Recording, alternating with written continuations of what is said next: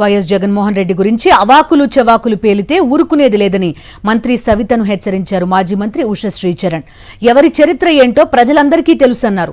సొంత తల్లిని బెదిరించి తండ్రి సంతకాలు ఫోర్జరీ చేసిన చరిత్ర ఎవరిదో చెప్పాలా అని ప్రశ్నించారు. నీ తల్లి అన్నా వదినలు నీపై కేసులు ఎందుకు వేశారో చెప్పాలన్నారు. సొంత కుటుంబ సభ్యులను అప్పుల పాలు చేసిన నువ్వు మా గురించి మాట్లాడతావా అని నిలదీశారు. మరోసారి జగన్ పై నోరు పారేసుకుంటే గట్టిగా బుద్ధి చెప్తామని హెచ్చరించారు ఉష శ్రీచరణ్. పెనుగొండలో ఉన్న పరిస్థితి ఏమ్మా? పెనుగొండలో పరిస్థితి ఏం చెప్పు? గ్రావెల్ కానీ మెటల్ కానీ ఏదైనా కానీ ఇష్టానుసరిగా నువ్వు ఏ రేటు పలికితే ఆ రేటు కొనాల్సి ఉండేది. అదేవిధంగా కర్ణాటకకైతే ఇసుకలు తోలుతూనే ఉన్నావు.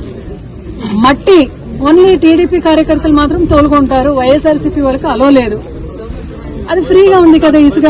ఇప్పుడు అందరూ బాధితురాలు కదే, మేము కూడా కొనాలంటే నేను కూడా బాధితురాలు తల్లి.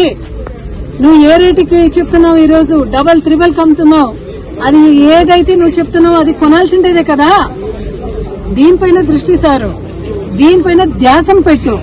అంతేగాని ఇంకొకసారి జగన్మోహన్ రెడ్డి గారి జోలికి నువ్వేమన్నా వస్తే ఉన్నది లేనట్టుగా లేనది ఉన్నట్టుగా మాట్లాడేది ఏమన్నా నువ్వు మొదలు పెడితే ఇంకొకసారి ఖబర్దార్ సవితమ్మా, నువ్వు నోరు అదుపులో పెట్టుకో. జోకర్ నువ్వు చేసే ప్రతి చేష్ట కూడా జోకర్ చేష్ట.